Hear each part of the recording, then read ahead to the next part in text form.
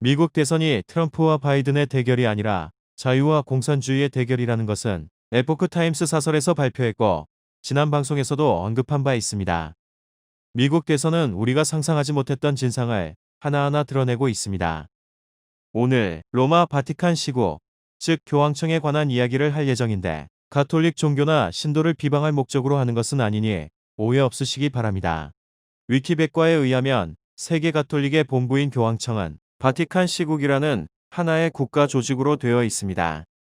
1929년 파시스트 독재자인 무솔리니와 교황 비오 11세가 1929년 2월 11일 체결한 라테라노 조약에 의하여 만들어진 도시국가입니다.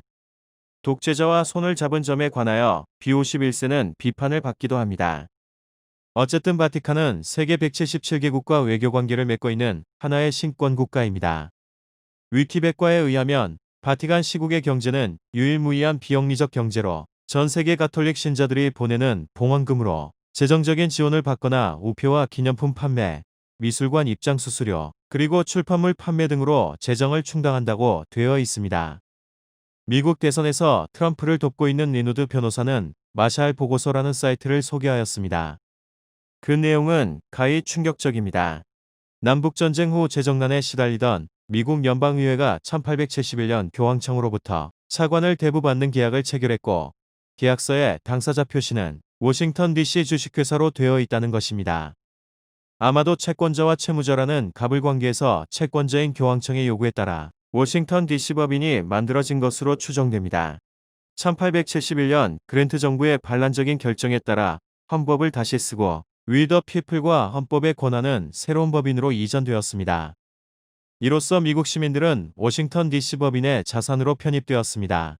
이 기업체는 국민을 통치했고 시민의 권리는 그들에게 빼앗겼습니다. 대통령은 워싱턴 DC 주식회사 사장이 되었습니다. 지금 워싱턴 DC는 미국 50개 주 어디에도 속하지 않는 콜롬비아 특별행정구역입니다. 이탈리아에 있는 바티칸 시국처럼 워싱턴 DC는 미국의 헌법 체계 밖에 있는 외국, 즉 또 다른 도시국가입니다. 런던시도 하나의 도시국가이며 런던은행은 딥스테이트와 연계된 로스차일드 가문이 운영하고 있다고 합니다. 교황청의 재산은 런던은행에 있고 워싱턴 DC 법인은 런던은행을 통해 차관을 받았습니다.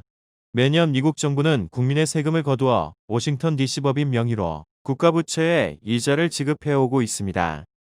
미지급된 이자만도 천문학적 숫자인 몇 경 달러에 이른다고 합니다.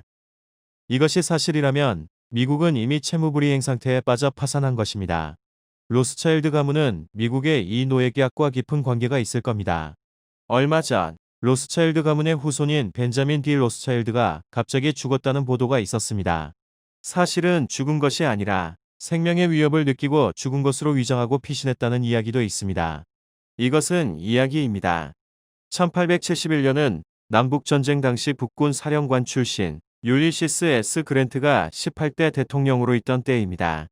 그는 대통령으로서의 업적은 뚜렷한 것이 없습니다. 그런데도 미국 의회 건물 정면 앞에 율리시스 그랜트 메모리얼이 있고 $50 화폐의 그랜트의 초상이 그려져 있습니다. 교황청과 로스차일드 가문이 워싱턴 DC 주식회사 발기인 대표에게 준 선물일까요? 교황청과 로스차일드의 영국은행은 슈퍼 채권자로서 미국인의 세금으로 영원히 엄청난 부를 축적하는 먹이사슬을 형성했습니다. 미국 동부 체사피크만 인근의 땅이 교황령에 속한다고 합니다. 그렇다면 바티칸 시국은 신권국가가 아니라 자본주의 국가입니다. 바티칸을 대부회사이자 부동산 회사라고 부른다면 틀린 말일까요? 시사정론이었습니다. 다음 편을 기대해 주세요. 좋아요와 구독 그리고 널리 공유를 부탁드립니다.